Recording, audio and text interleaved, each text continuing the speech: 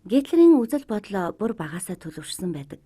Гитлерийн миний намтар зохиолд багасаа л Пруссийн манлайлалын үеийн Германы түүхийг шимтэн уншдаг байсан. Германыг Пруссийн үеийн шиг хүчирхэг болгохыг хүсдэг байсан тухайга дурдсан байдаг. Адольф Гитлер гэхнэр дэлхийн 1-р дайны үеэс сонсогдох болсон бөгөөд тэрээр баруун фронтод шуудан зөвчөр ажиллаж байхдаа хөнгөн шарах авчилтээ энэ үеэс тэрээр цэрэг байх, дайн хийхийн утга учирыг ухаарч ойлгосон. 1918 онд Германы кайзерыг түлхэн унгааж бүгд найрамдах засаг тогтсон бөгөөд 11-р сард Герман улс холбоотон гөрнүүдэд бууж өгөх гэрээнд гарын үсэг зурсан. Энэ нь Гитлер болон цэргийн армийнхны дургуутслыг ихээр төрүүлсэн байна. Учир нь тэд 11-р сарын гэмт хэрэгтнүүд буюу бүгд найрамд засгийнхан кайзерыг түлхэн унгаагаагүй бол Герман улс дэлхийн 1-р дайнд ялах боломжтой гэдэгт итгэлтэй байсан. Гитлер болон цэргийн томоохон албан тушаалтнууд болох генерал Людендорф, Германы бүх цэргийн жанжин Гинденбергнаар 11-р сарын гэмт хэрэгтнүүд төрийн эрхэнд гарч холбоотон гөрнүүдтэй сүлбэлдэн бууж өгөх гэрээнд гарын үсэг зурсан гэж үзэж байсан. Тэднийг улс орноосоо урган тэрсэлсэн гэж үзэж байсан. Тэгэхээр 1919 онд Версалийн гэрээний улмаас дайны бүх бурууг Герман улс хүлээж дайны нөхөн төлбөр гэж маш их зүйлсийг Герман улс төлөхөр болсон байна л да. Түүгээрч барахгүй Германы эзэмшил байсан газар нутгийг холбоотон гөрнүүдэд алдаж уг нутаг дэвсгэрт нь Латв, Литв, Эстон зэрэг шинэ улсууд байгуулагдсан. Мөн эзэнт гүрний оронд Веймарын бүгд найрамдах улс байгуулагдсан байгаа. Веймарын гэж нэрлэх болсон нь бүгд найрамдах засаглалын үндсэн хуульныг Веймар хотод баталсантай холбоотой.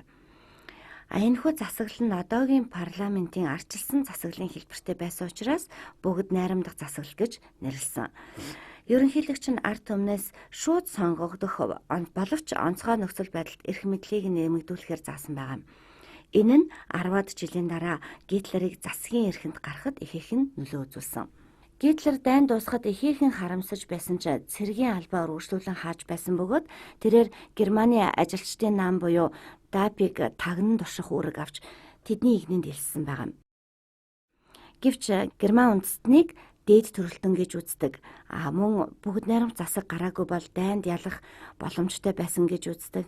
Коммунист, капиталистуудын эсрэг, еврейчүүдийн эсрэг хит үнсэрхэг үзэлтэй Германы ажилчдын намын бодлого үйл ажиллагаа түүнд ихээр таалагдсан байна. Хит үнсэрхэг үзэлтнүүдийг хит барууны жигүүрийнхэн гэж үздэг. Тэгэхээр учир нь тэд өөрсдийн үндэс язгуур, арсны өнгөө, улс үндэстнийхээ гол тодорхойлогч хүчин гэж үздэг байгаа юм. Мөн коммунистуудын нийгмийн баялагийг тэгш хуваарлах буюу ангийн ялгаргүй, нийгмийг дэмждэггүй төдийгүй өөрсдийнх нь эрх ашигтай нийцдэггүй учраас капитализмаас ч салах хүсэлтэй байсан. За тэгээд энэ бүх үзэл суртал нь Гитлер таалагдсан учраас тэрээр гишүүнээр илсэн бөгөөд түүний намын баталга нь 55 дугаартай байснаас үзэхэд тухайн нам нь олон нийтийн дунд хангалттай нэр хүндтэй болоогүй байсан байгаа. За ингээд Гитлер маш сайн илтгэгч байсан учраас намын удирдлагууд түүнд үг хэлэх боломжийг хангалттай өгч байж л дээ.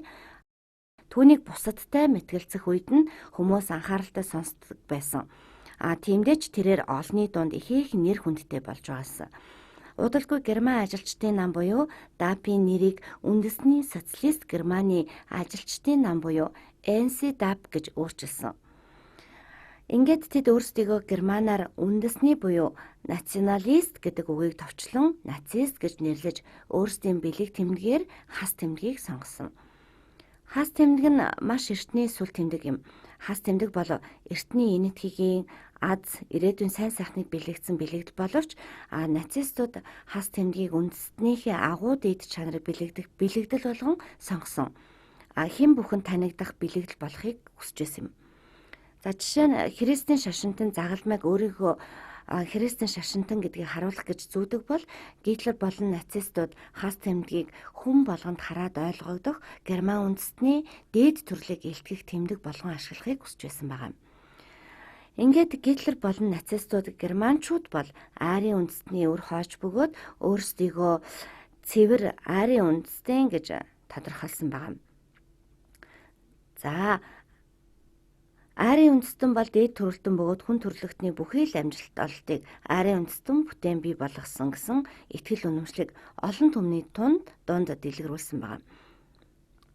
Өөрсдийгөө дээд төрөлтөн гэж итгэсэн хүмүүс германчуудын дотор байгаа өвчтөе хүмүүс нь бусад дорд үндэстэнтэй цус холилдсон коммунизм болон бусад бохир үзэл онолд автснаас болсон гэж үзэж байсан. Ингээд 1921 он гэхэд Гитлер болон түүний намын нэр хүнд ихээхэн нэмэгдэж гишүүдийн тооч мөн адил өссөн байна. Энэ үед Гитлерийн намдаа эзлэх байр суурь нь ихээхэн өндөр болсон юм.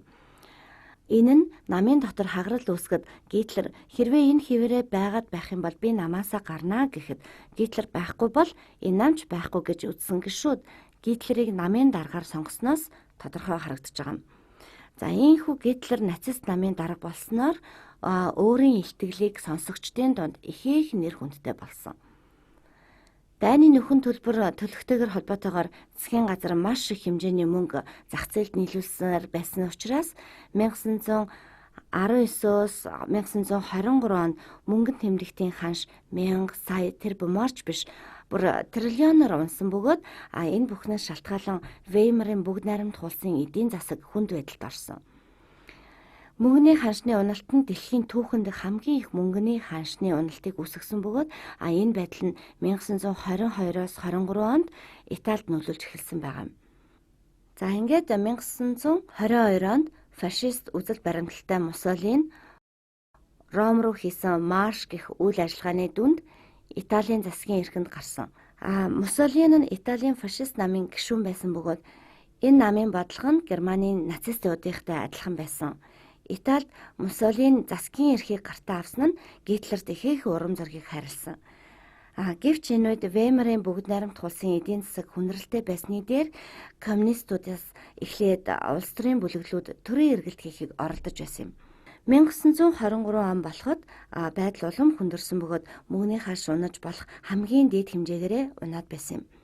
За мөн түүнчлэн Герман, Франц, Дайны төлбөрөөр төлж чадахгүй байсан учраас Франц улс Рөөр мужийг нь бүр эзлэн авсан.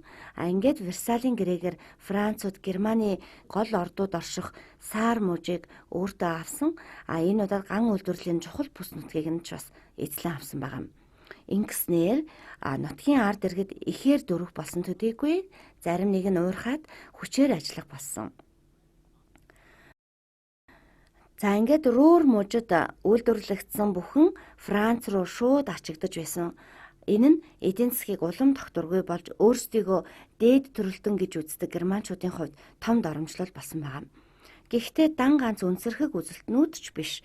Германчуудын дийлэнх нь маш ихээр дургуутсаж байсан болохоор тэдний дургуутслыг нацист үнсэрхэг намууд ихээр дэвэргэж байсан. 1923 оны эхээр 10,000 орчим гишүүнтэй байсан нацист нам оны сүүлээр 40,000-аас 50,000 орчим гишүүнтэй болсон. Энэ нь зөвхөн албан ёсоор намд эсэгчдийн тоо. Мөн гишүүн болоогүй боловч намын бодлого үйл ажиллагааг дэмждэг хүмүүс маш их байсан байгаа юм. За ингээд бид дараагийн хичээлээр 1923 оны сүүлээр Муссолинигийн үйл хэрэгээс урам зориг авсан Гитлер өөрийн боломжийг олж харсныг үзэх болно. Энэ үед эдийн засаг бүр балран унаж хямралд орсон бөгөөд германчууд Француудад дээрлгүүлж үүнээс болж нацист намын нэр хүнд ард олонны дунд улам хүчтэй болж байсан юм.